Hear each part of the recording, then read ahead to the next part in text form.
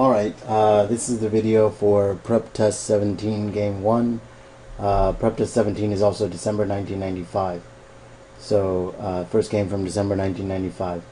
This is a straight up one-to-one linear game. They give us 7 variables, P, Q, R, S, T, U, and W.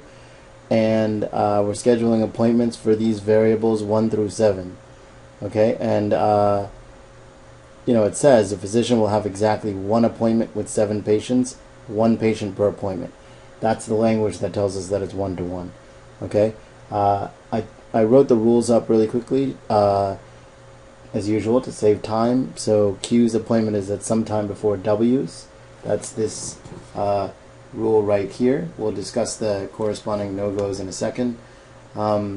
Next rule says that U is at some time before P, so that's the same thing, just different variables, and so it's here. And then the last rule says, well, actually, the third rule says that either R or T has appointment 3. So I went ahead and put that in the diagram, right? In the third spot, we're either going to have an R or a T. And then the last rule says that S's appointment is either the appointment immediately before or the appointment immediately after R's appointment. So you could have written this, SR block or RS block. A lot of students started just using some kind of symbol to indicate to themselves that the block is indeterminate, that the two variables in the block could switch places. So this is one symbol you could use. You could use a variety of other symbols. But I think it's easier actually to have just one block and use the symbol to indicate that it can be that the variables in the block can switch places. So that's what I'm doing. But if you write it the other way, that's perfectly fine. I think I've said this before, but that's the way I did it when I did the test, and it worked out okay. So this is about, let's do the no-goes for these variables here. So Q has to come before W, which means Q cannot be last because the W has to come after, and the W can't be first because the Q has to come before. Same deal for the U before P. Okay, U cannot be last because the P has to be after, and P cannot be first because the U has to be before.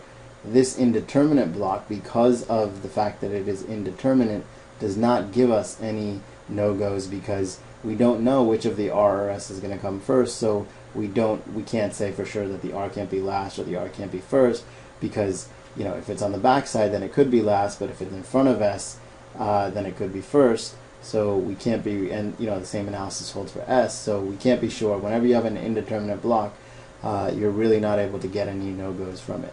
Okay? You might think of the possibility of templates based upon the R or T, and I can't rule out that they would help you, but the question you normally ask yourself is, will I be able to drive some action and figure some stuff out depending on whether I put R or T in third?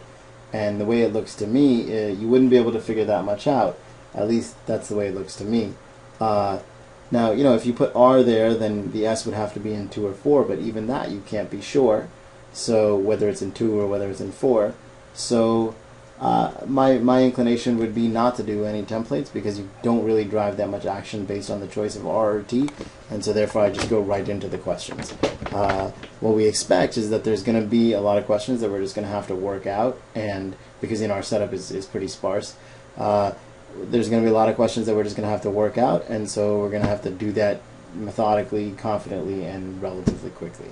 Okay, so number 1 says which one of it's a list question. Which one of these is an acceptable solution? So you can either take each rule and get rid of the answer choices that violate that rule, or you can take each answer choice and run it against all the rules, and as soon as you find one that when you run it against all the rules actually doesn't violate any of the rules, then that's your answer. Okay, just to switch things up, that's how I'm going to do this one. Okay, so we take A and we check it against the first rule, Q has to be before W, and it is. We check it against the next rule, U has to be before P, and that's the problem with A, so A's out. Right? U is not before P. B, we need Q before W, that works. U before P, that works. The S and the R have to be next to each other, that's true. The problem with B, though, is that W is third, whereas the rule tells us that R or T has to be third, so B's out. We look at C, Q before W, it is. U before P, it is. S and R have to be next to each other, and that's the problem with C. S is in 1 and R is in 3. So we look at D. Again, same deal. Q before W, that is actually violated in D, so our answer is going to be E. Let's check to make sure. Q before W, that works. U before P, that works. S and R have to be next to each other. They are in 5 and 6. And then the third spot has to be taken by R or T, and it's taken by T. So E is our answer. Hopefully you know how to do these questions. Let's look at number 2. If W has appointment 2 and P has appointment 5, which one of the following must be true? Okay, so I just drew up an extra setup over here, and I'm gonna use it now. And the reason is because I want to save the old work, so that in case you find it to be helpful, then we can always look back at it. So this is going to be number 2, and we're going to try to just save this work, okay? So let's see what we can do. Okay.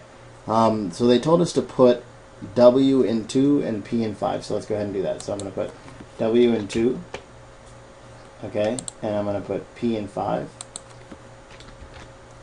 I'll make these both of these guys bigger. And then what we want to do is figure out what they want us to do is tell them what must be true. So we can look at the rules and figure out what we can know even before we look at the answer choices. So one thing we know is that Q has to come before W. So if W is in 1, then Q has to be in, sorry, if W is in 2, then Q has to be in 1. Let me make this bigger too. Okay. So Q would have to be in 1 because W is in 2 and Q comes before W. And the U has to come before the P, and there's only one spot left before the P, so we have to put that's 4. The fourth spot is the only one open, so we have to put the U in 4. And now we know that the S and the R have to be next to each other, okay? So if we chose the R for 3, then we would not be able to put the S next to the R. So it must be the case that the third spot is not the R, but it's the T. Okay, I'm going to have to ungroup this. Okay, so we can go ahead and say that this is actually going to be T. And the reason, again, is because if we chose the R, we would not be able to put the S next to it. So, and then this is going to be S/R, and the same thing here. Okay, so this is what our setup looks like for number 2. And now there's a bunch of things that must be true based upon the information they give us, so we just need to scan the answer choices and find the one that shows up in our diagram. A does not have to be true because it's either got to be S or R, but we don't know for sure that it has to be R. So it could be true, but it doesn't have to be true. B actually cannot be true. S cannot be 4. 4 is taken by U. C, S is in 7. That's something that, just like answer choice A, it could be true, but it doesn't have to be true. D says U is in appointment 1, but we know Q is in appointment 1, so our answer must be E, and indeed it is. We see that they're suggesting that U must be in 4th, and indeed our diagram reflects that. So that would be the answer for number 2. Okay? So I'm going to leave this work up here, and then we'll just, the next question that we need to make a drawing for, we'll just make another drawing and we'll leave it there as well. Okay? So on number 3. They want us to consider that U is going to be immediately after T. Okay? So I'm just going to write this stuff down as they give it to me. Okay, so T is U is immediately after T, so we have TU, and that's a block. Alright? And then they also tell us that, sorry, I'm having trouble seeing my where I'm reading the game from. Let me just, okay, so U is immediately after T, and then they say, and immediately before R. So the U is immediately before R. So I should actually stretch this out a little bit and then put the R in here, because the R is also going to be part of this block. Let me straighten that out. Okay, so we have a TUR block. And then they want to know which one of the following must be true. So another must be true question. Well, let's think about this. So, and let's not just think about it, but let's look back at the actual rules. That's what we mean by think about it. Look back at the actual rules and figure out what else we can know. Okay, because so far we just have this TUR block. We don't know like where it's going to go or anything. So, the block actually should get bigger, because when we look at this rule, all right, this rule over here that says S and R have to be next to each other. Well, if U is to the left of R, then the S will have to be to the right of R. Okay, so far we have a TURS block, and the variables who are not on there so far are Q, W, and P. Okay, Q, W, and P, and we know the Q is going to come before the U, before the W. The Q is going to come before the W, and the P has to come after the U, which means the P is actually going to have to come after this whole block. Okay, so we do know this, that the P, it's not part of the block, but it has to come after it, and then the Q and the W are the two variables that are left. And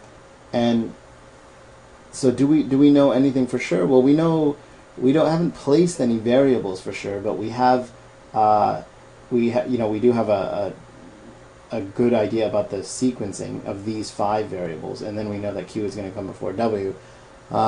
Another way to look at this question is that R is either going to be third or T is going to be third, so you can try to set that up, right?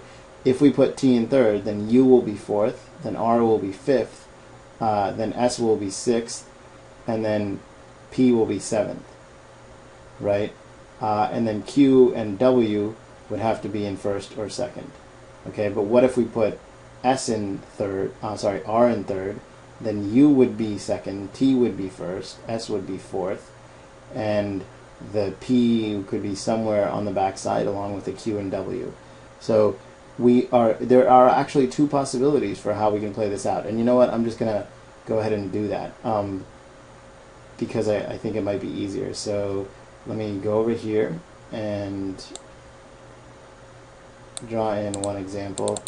I'm going to ungroup this and then pick the R, okay? Just in case people are curious. I know that a lot of you can do it without actually looking at the 2 scenarios individually, but I'm just going to go ahead and draw them both out. And I'm going to draw the R scenario up here and the T scenario right underneath it, just to try to be a little bit quicker.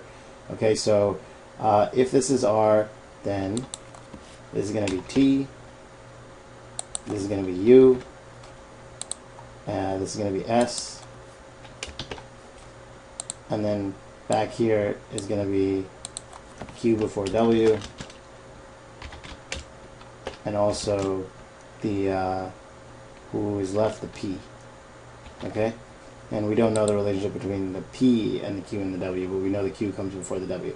And then if this is T, this is going to be U, and this will be R, and so on. Okay, and then this will be Q and W. Okay, and I'm just drawing this out just to show you that you can draw it out relatively easily, and then you can be 100% sure of your answer without having to keep anything in your head. And there's nothing wrong with keeping stuff in your head if you're good at it. And on this question, I think a lot of you could have kept it in your head, and you're probably ahead of me now. But I just want to make sure that everybody's getting an explanation that makes sense to them, and I don't want to rush it. Okay, so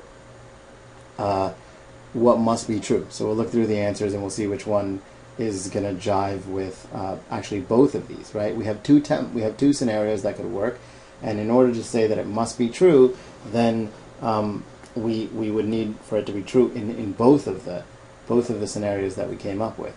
So we could even anticipate it ahead of time, but I don't want to drag it out any further. Let's go to the answer choices. Q's appointment is at some time before P's appointment. Is that always true? Well, we said in the top template that we don't know the relationship between P and the Q. We know Q comes before W, but we don't know whether the P does. So that can't be right.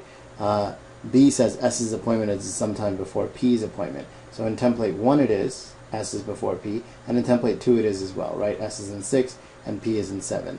And so actually B is going to be the answer here. And if you pause for a second and look at the rest of this diagram, look at the rest of the answer choices using this diagram, you should be able to tell why C, D, and E in fact do not have to be true. If you look at C, S's appointment is immediately before Q's, That does not have to happen in this template. We can stick P in 5 and put the Q and the W in 6 and 7.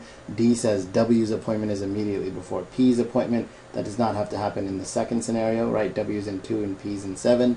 And finally, E says W's appointment is at some time before S's appointment. It does not have to happen in the top version where S is in 4 and W is going to come after. I'm rushing through those last couple answer choices because I'm up against a time limit on YouTube, so I'll do the rest of the questions in the next video.